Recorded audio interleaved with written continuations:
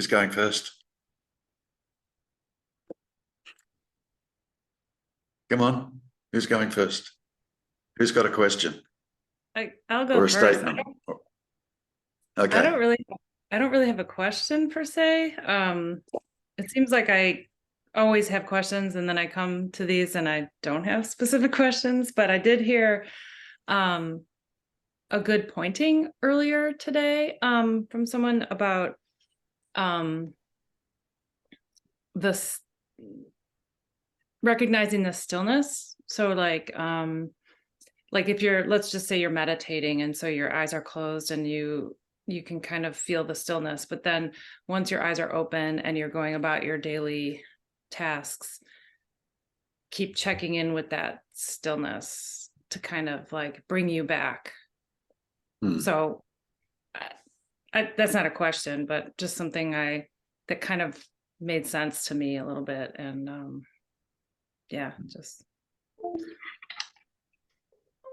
So what is that stillness? Consciousness. What is it? Is it consciousness? The stillness? Like the sort of like, the background, the sort of How would space? you describe the stillness? How would you describe the stillness?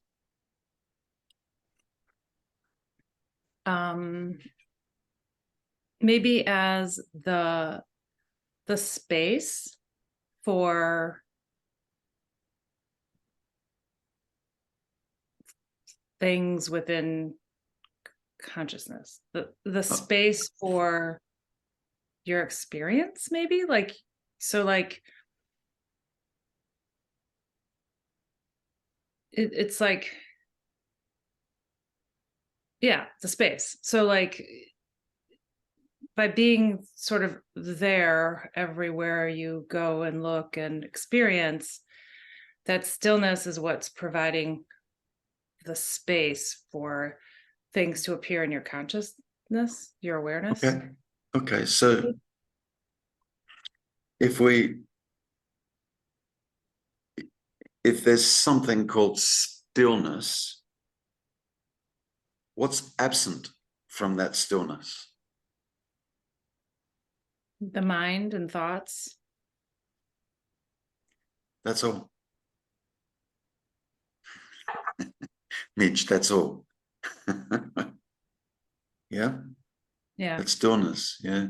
Sometimes it's called silence, a silence or a stillness. Yeah.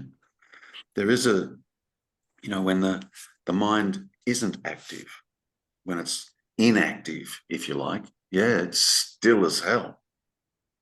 It's really still. And it's very quiet, obviously. Yeah. We have no idea how noisy it is here until it stops.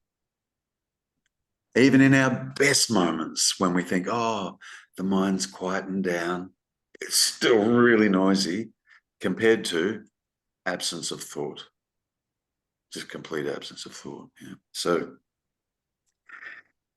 this is a tricky thing because we can't create the stillness and we can't use thoughts to try and create the stillness because it's thoughts that is the problem. Yeah. So it's like the interest in mind or the interest in thoughts just stops. You see the limitation of it. It's limited. Yeah. Something that's dualistic, a dualistic instrument, is the wrong instrument to be using to try and discover non-dual because it's dualistic. Yeah. So it's the wrong instrument to discover, yeah, or to discover non-dual. So, it's the problem is, and it's happened all of our life, and it's not exactly like this, but we're addicted to thought. Why can't we just put it down? We'd say that to an alcoholic, wouldn't we? Why can't you just put the alcohol down? Mhm. All the drinking problems would cease. Just put it down. And of course they can't. Yeah. Why can't we put this down? Why can't we put it down? Yeah. Because it's not us, right? Well, yeah, I mean, really that actually, that depends on how far along you are. Yeah. Because there is only one. Thou art that, and one is responsible for all. The problem is we think we're two. Dualistic.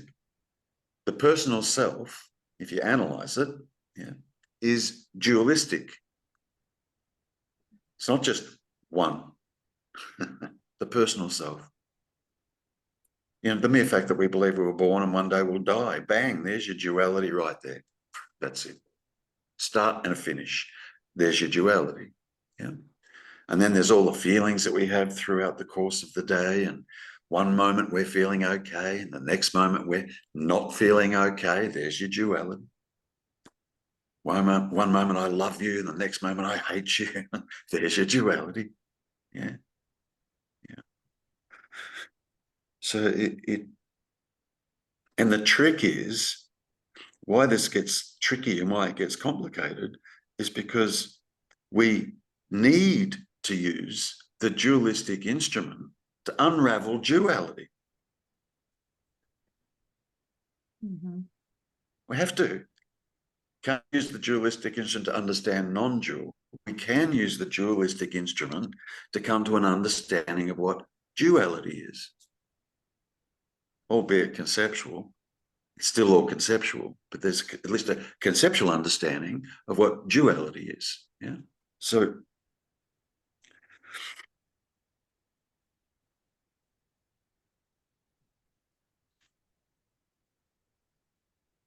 when I make the statement, are you the thinker? When I make that statement, it implies a you there that I'm asking that question to about thoughts. Can you hear the duality in that statement? Mhm. A Yeah. you, I'm asking, are you the thinker? Yeah. And it sounds like I'm it sounds like I'm asking the me character whether they're the thinker or not. Sounds like that. Yeah. Because, and I'm not actually asking the me character whether they're the thinker or not. Yeah. However, when the me character does believe it's the thinker and that question is asked, and then it's discovered, then the me character discovers, shit, thoughts just happen. I'm not the thinker. Yeah. We're still in the realm of duality. We haven't even gone anywhere near non-dual yet. Nowhere near it. So we're still trying to unravel the duality and the seeming me character and so on, you know. So the me character is constructed by thoughts. And in the absence of those thoughts, guess what happens to the me character? It disappears. And then I say, okay, what's the me character? Thoughts. This is really simple. It's really simple, yeah? But this mind complicates it. It complicates it, yeah? And makes statements like, I'll never get this. What's wrong with me? How long do I have to be on this path to understand it? How many times have I heard that answer come from somebody like me, yeah? Or whatever, yeah? All sorts of, yeah. So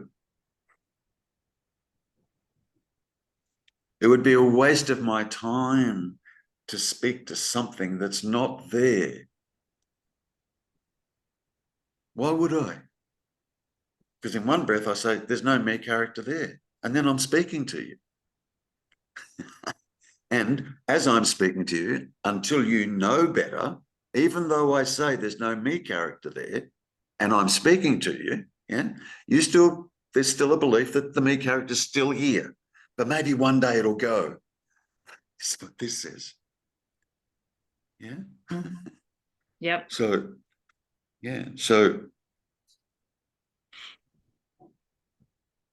it's a paradox, because on one hand, I'm saying you're not the thinker, and I'm referring that about, or inferring that about, the me character. The me character is not the thinker. The me character is a result of thinking. Because Mhm. in the absence of the thinking, the me character disappears. Yeah, like amnesia. Yeah. Mhm. So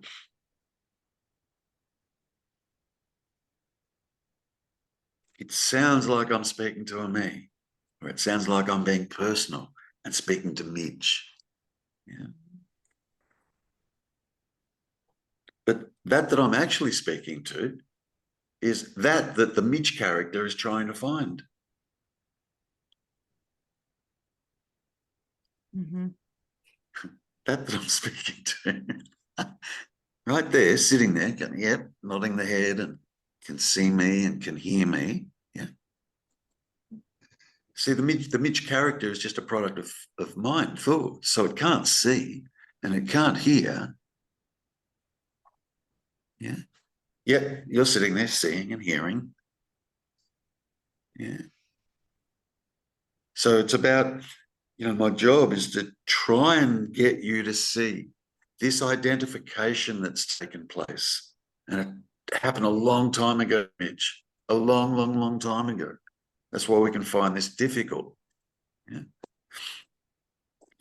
This that is sitting here nodding its head and can see me and raising its eyebrows and can hear me. Yeah. This is what the Midge character is trying to find. And the Midge character can never experience this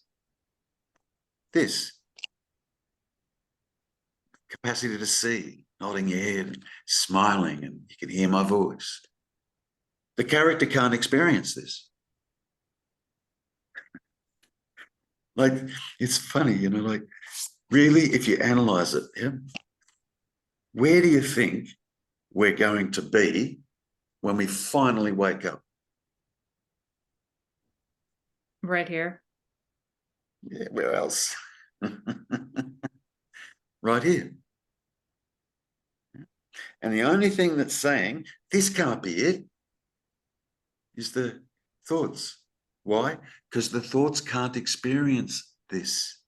Mhm. And furthermore, this was named Midge when you were 2, and then gradually just conditioned and conditioned and conditioned and conditioning, And now, who am I? Well, I'm a product of my memory. All the things I've done and experienced, and that all that sum total of all of that makes up me. Thoughts makes up me. Yeah, that's true. Thoughts makes a me. Yeah. But this, it's this that I'm speaking to.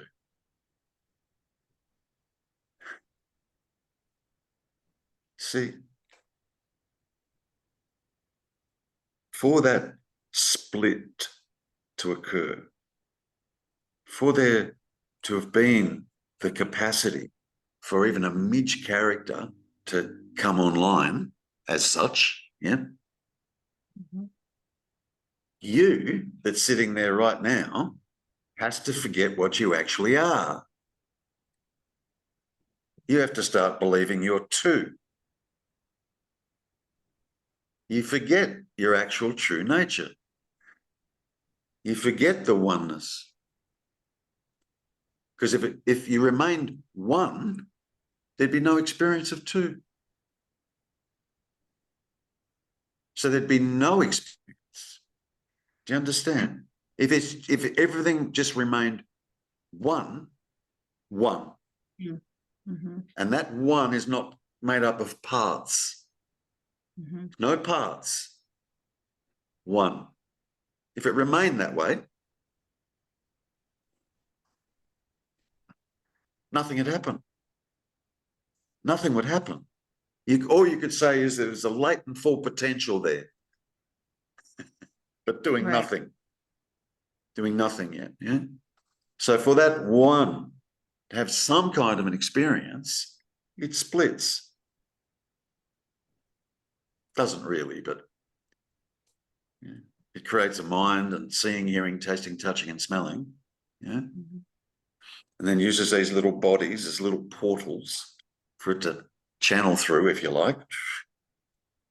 Yeah. And then along with mind, yeah, my name is Midge and I was born such and such a year and I did this and I've done that. And Mhm. yeah, so that interest in mind has to come to an end. Now,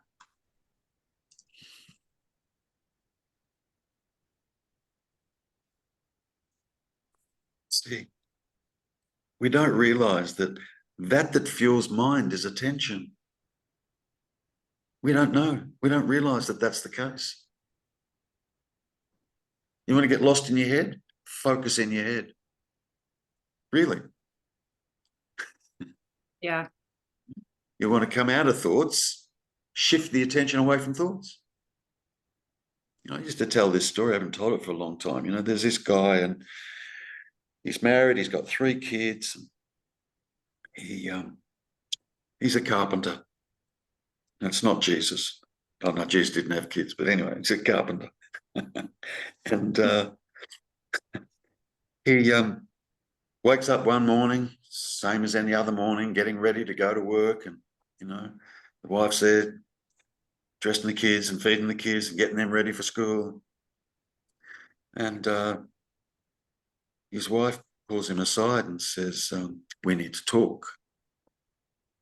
And he says, "Can't it wait till I get home from work?" Like, sure, okay, we can talk, but I'm running late and I've got to get to you. And she said, "No, it can't wait." He goes, "Okay." And he pulls up a chair and sits down. And she said, "I don't know how to tell you this, but for the last 2 years, I've been having an affair with the neighbour. They've got 3 kids under the age of 10. Yeah. He adores her, adores his wife, just absolutely adores her. Yeah. He sacrifices himself all day at work, 10-hour days, and he just works himself into the ground for his wife and his kids. Yeah. And she comes out with that clangor. Yeah. And he doesn't have time to go into a big conversation about it. Like, he's devastated, but we'll have to talk about this when I get home. I've got to go to work. Kids have got to go to school. So he gets in the car and drives off to work, and his head starts going. This neighbour, I lent him my lawnmower. I lent him my clippers for the hedge. I washed his driveway. I helped him wash his car. I helped get his car. All this stuff about his neighbour, as well as his wife. How could she do this? How could she do this? He gets to work and he climbs up on the roof of this house that he and some people are constructing, other carpenters, and he's up on the roof and he's putting these nails into this wood. It's before they had nail guns. And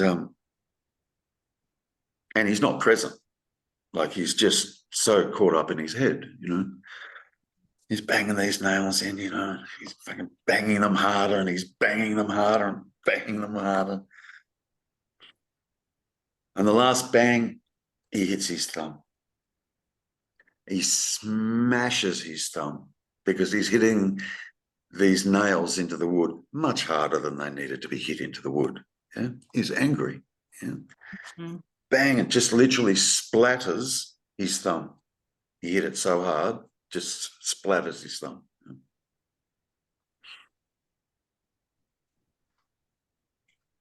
What happened to the story in his head in that moment? Where does Yeah. his attention Where does his attention fully go? It goes to The his pain, thumb. the Pain, pain, yeah. and the thumb, and the, oh my, right? All attention is completely 100% diverted to that pain and to that thumb. Yeah. For a moment, Yeah? Then the mind kicks in again. Now look what you've made me do, he'd be saying about his wife. It wasn't even there, right? She didn't make him do any of that, right? And all that happened was a shift of attention. That's all. A shift of attention. Yeah. So at some point, when you finally start to realize that this that's here can't possibly be a Midge character or a Terry character. It can't possibly be. When you start to figure that out, yeah, then your interest shifts from mind to what's this? What's this? Now, can you see the difference in attention? See, when we're caught up in the mind, yeah, we're kind of living in it, not even aware of attention. Do you understand? Yeah. We're not even aware of being attentive of thoughts. We just become the thoughts and wear it like a skin. Yeah. Yeah. So, yeah, compared to this attention right here, this, yeah, one's akin to just being asleep in a dream, and the other one's akin to being wide awake and right here, going, holy shit, what's this? Yeah. Now, to arrive here to what's this, you've got to be totally and completely convinced as to why this can't possibly be a Midge character. Until you arrive there, until you understand that, you'll still have an interest in the Midge character. Yeah. So the character's got to be questioned all the time. What is it? Is what mind is saying about me, Midge, true or false? Because it'll say, the mind will say, I have a mind and I have a body. Yeah. The Midge character has a mind and has a body. The body mind. Yeah. And the Midge character doesn't have a mind, and the Midge character doesn't have a body. The Midge character is just a pattern of thoughts. It's just a sound. It's just a voice saying, I am a body. It's just a voice. I am a body. I am a mind. I am the thinker. I am the this. I am the that. Where's the mouth of that voice? Who the hell is saying that? We just automatically believe it's me that's saying it. Then you go looking for it. That's actually a good pointer, what you just said, which was, where's the mouth? Because you're thinking, you're hearing it in your head, you're hearing it, but there's no mouth saying it. There's no actual. Interesting. So like that, I think that's a good pointer. Like, where's that mouth? Like, wait, there's no mouth. Yeah. Yet there's a voice that's speaking. You could also ask the question, you hear thoughts, right? With which ears? Yeah, no not ears. not these ears. Yet voice is heard, isn't it? It's incredible. Yeah.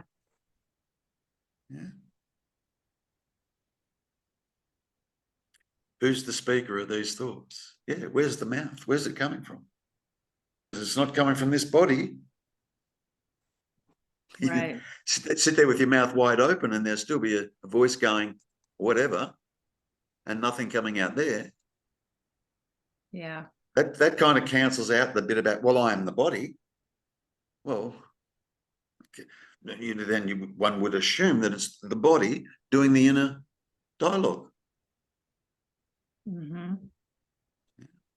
And we discover that inner dialogue just happens. And so you said to become less interested in that inner dialogue is when you start to drop that Well, identity kind of. well, yeah, because it's the inner dialogue saying me is here. Yeah. Mitch is here. I'm a person. I have feelings. I have my own thinking. I'm responsible for my own actions. I'm responsible for my own thoughts. And I'm a good person or I'm not a good person. I have high self-esteem or low self-esteem, middle of the range self-esteem, whatever it's saying, right? Whatever it's saying. And it's just Mm-hmm. because you can't stop it. So it's not you.